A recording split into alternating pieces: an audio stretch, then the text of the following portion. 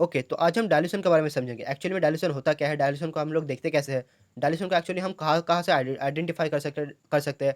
Dilution का meaning क्या है? ये सब हम लोग बेसिकली समझेंगे।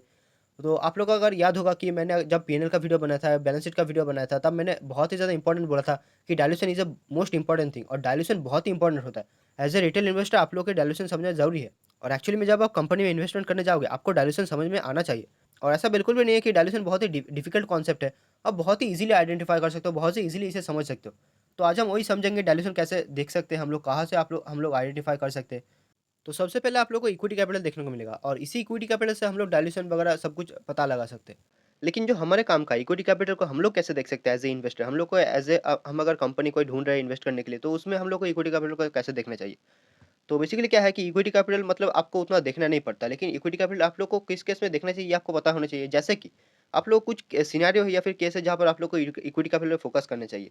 जैसे कि आपको अगर मान लीजिए आपको अगर डाइल्यूशन कैलकुलेट करना है, मतलब कंपनी में actually over the years dilute कितना हुआ है, या फिर कंपनी में एक्चुअली रिसेंट टाइम में कितना डाइल्यूट किया है कंपनी ने, और या फिर कंपनी में बायबैक हो रहा है कि नहीं, ये सब चीज़ आप लोगों को अगर देखना है, तो फिर आप लोग इक्विटी कैपिटल से बहुत ईजिली देख सकते हो। और ये सिर्फ और सिर्फ बैलेंस शीट से पता लग जाता है। तो डाइल्यूशन एक्चुअली है क्या? कि डाइल्यूशन में एक्चुअली में क्या होता है कि डाइल्यूशन में आपका मतलब जो भी कंपनी का कंट्रोल है, वो बहुत थोड़ा बहुत लूज़ हो जाता है। और डाइल्यूशन का मीनिंग यही है कि नए शेयर्स इश्यू करना। कभी भी अगर कंपनी नए शेयर्स इश्यू करती है, इसका मतलब आपका डाइल्यूशन हो रहा है।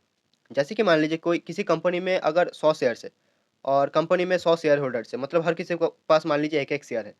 तो कंपनी में 100 लोग मिलके डिसाइड करते हैं कि कंपनी में एक्चुअली होगा क्या, कंपनी में कितना इन्वेस्टमेंट होगा, आगे क्या चीज़ होगा, सब कुछ 100 लोग मिलकर डिसाइड करते हैं। अभी मान लीजिए क्या होता है कि कंपनी डिसाइड करते हैं कि हम लोगों को पैसा चाहिए, इसलिए हम लोग क्या करते हैं कि हम लोग 5 शेयर्स और ला देते हैं। तो क्या होगा, 5 और नए शेयर होल्डर आ जाएँगे, वो हमको कुछ पैसा दे देंगे, हम लोग उनको और 5 शेयर दे देंगे। तो इसमें क्या होता है कि अभी कंपनी के पास 105 शेयर हो जाएँगे। तो पहले था 100 शेयर्स, अभी कंपनी के पास 105 शेयर्स आ जाएँगे। तो इस केस में क्या होगा कि कंपनी का पहले पूरा का पूरा जो भी डिसीज़न था, वो कंपनी में 100 लोग मिलके ले रहे थे। अभी क्या होगा कि 5 नए लोग आ जाने से अभी पूरा का पूरा जो भी डिसीज़न था, उसके लिए आपको 5 लोगों से और एक्स्ट्रा पूछना पड़ेगा। तो ये चीज़ है डाइल्यूशन, और ये सिर्फ़ कंट्रोल में नहीं आता, ये आपको प्रॉफ़िट में भी देखने को मिलेगा।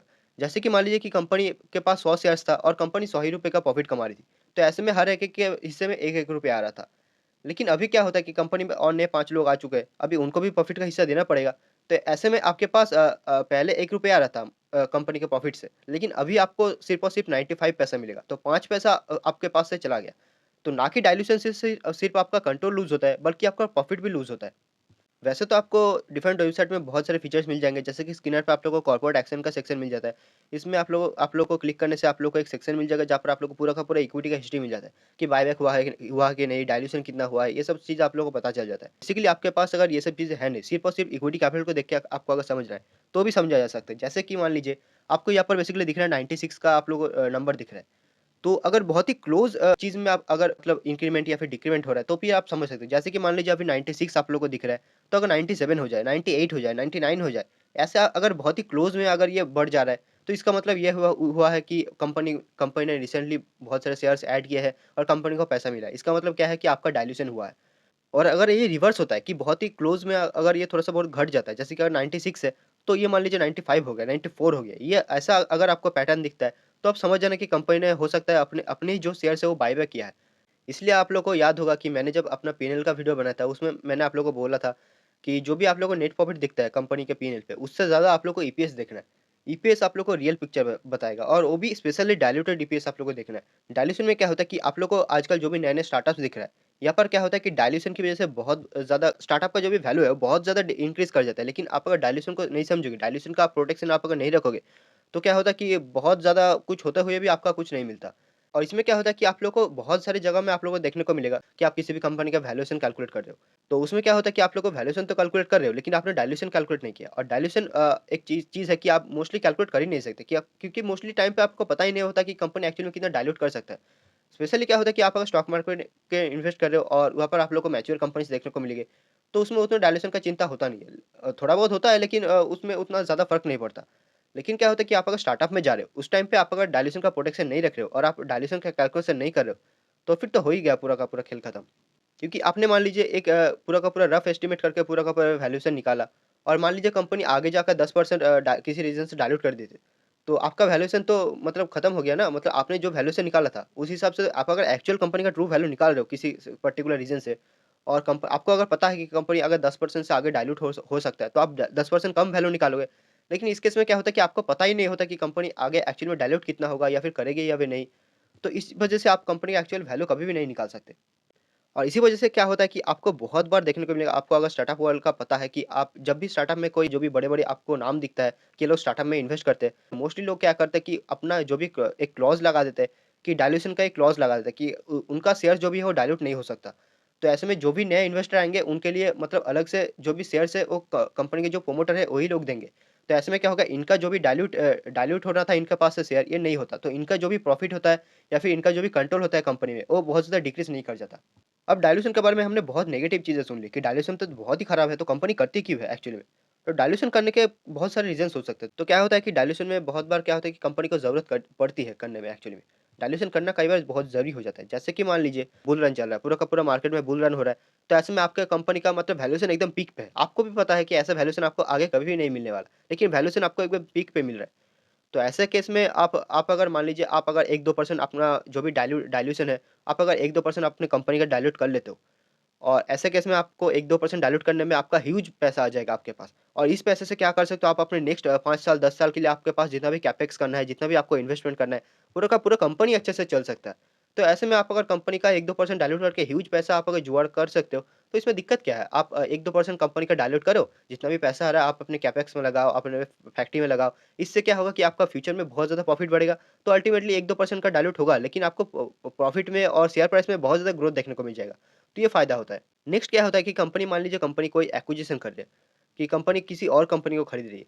तो ऐसे केस में क्या होता है कि कंपनी अगर किसी और एक कंपनी को खरीद रही है, तो ऐसे में क्या होता है कि उनको बहुत ज़्यादा पैसा चाहिए होता है क्योंकि कंपनी तो सस्ते आते नहीं है।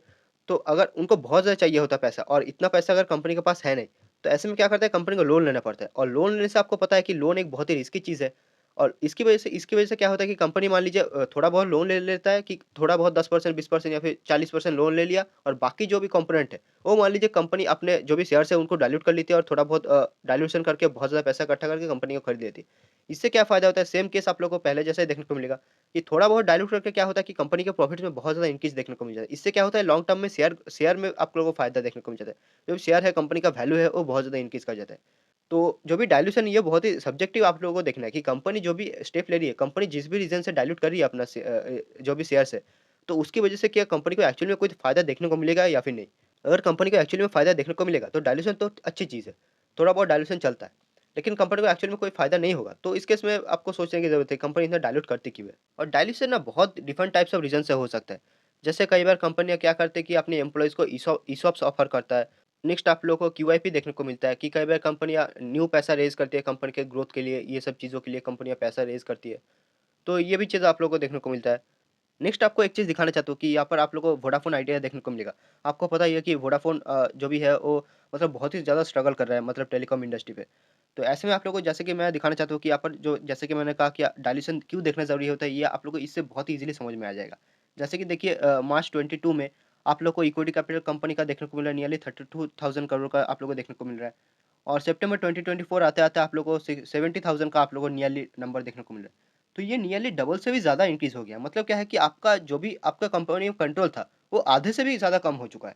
जितना भी प्रॉफ़िट का हकदार आप पहले थे, उससे आधे से भी ज़्यादा कम आप लोग को अब भी प्रॉफ़िट देखने को मिलेगा। मतलब मान लीजिए कंपनी अगर पूरा कंपनी आपकी है और ऐसे में कंपनी अगर ₹100 का प्रॉफ़िट मतलब कमा रही है, तो ऐसे में आपको ₹100 मिलता था। लेकिन मान लीजिए डायल्यूशन के बाद आपको सिर्फ़ 85 रुपए या फिर उससे भी कम मिलेंगे, क्योंकि बहुत ज़्यादा डायल्यूशन हो चुका है। तो ऐसे में क्या होगा कि आप कंपनी में कोई भी मेजर डिसीज़न आप अकेले नहीं ले पाओगे। आपको किसी दूसरे लोगों से पूछना पड़ेगा कंपनी में जो भी मेजर डिसीज़न है उसके लिए। और ये जो डाइल्यूशन है, ये आप लोगों को शेयर होल्डिंग पैटर्न में भी देखने को मिलेगा। जैसे कि आप यहाँ पर देखो मार्च 2023 में गवर्नमेंट को शेयर्स इश्यू किया गया था, तो गवर्नमेंट के पास 33% शेयर्स था। और ये जनवरी 2025 तक आते-आते आप 22% ही आप लोगों को देखने को मिलेगा। ऐसा हो सकता है कि जो भी गवर्नमेंट है उन्होंने थोड़ा बहुत शेयर मतलब बेचा होगा, लेकिन मोस्टली आप लोग को डायल्यूशन की वजह से कम दिख रहा है। क्योंकि आप लोग देखो कि जो भी जितने भी शेयर होल्डर्स थे, सबका एक्चुअली में कम हुआ। जैसे प्रोमोटर का 50 से 38 आ चुका है और यहाँ पर भी आप लोगों को देखने को मिलेगा जैसे कि मैंने बता दिया कि मार्च 2023 में गवर्नमेंट ने स्टेक लिया और अभी जनवरी तक आते-आते आप लोग को दिख रहा है 22% हो चुका है। तो जैसे कि आप लोग को मार्च 2023 पे कंपनी के पास 48,000 का करीबन शेयर कैपिटल था और सितंबर तक आते-आते 70 हो गया। तो ऐसे में आप देख सकते हो कितना सारा डाइल्यूशन हुआ है। तो dilution is a real thing, आपको डाइल्यूशन बहुत ही इम्पोर्टेंट है समझना, डाइल्यूशन आपको समझना चाहिए। इसलिए मैंने कहा था कि आपको मोस्टली क्या करना है, कंपनी के नेट प्रॉफिट से ज़्यादा आप लोगों को कंपनी का जो भी ईपीएस है और स्पेशली डाइल्यूटेड ईपीएस, इसको चेक करना है। कंपनी का नेट प्रॉफिट 100% से बढ़ जाए, उससे आपको फ़र्क नहीं पड़ना चाहिए। कंपनी का ईपीएस कितना परसेंट से ग्रो कर रहा है, ये आपके लिए मोस्टली मैटर करता है, specially in the share market.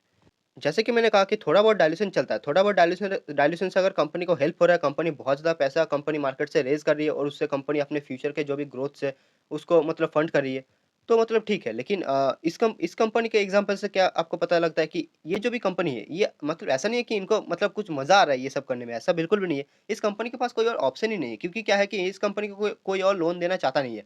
क्योंकि कोई और ऑलरेडी ये लोन जो भी लोन ट्रैप है उसमें फँस चुका है। तो ऐसे में कोई और लोन देगा नहीं, तो इस इनके पास और कोई ऑप्शन नहीं है इसके अलावा। मतलब मजबूरी में ये लोगों को ये करना पड़ रहा है, जिससे इनके पास क्या होता है कि और ज़्यादा पैसे आ सकते हैं, जिससे ये लोग अपना जो भी लोन है वो चुका सकते हैं। लोन वगैरह चुका के ये कंपनी एक्चुअली में सर्वाइव करने की कोशिश करी, तो सर्वाइवल के लिए इन लोगों को ये सब करना पड़ रहा है।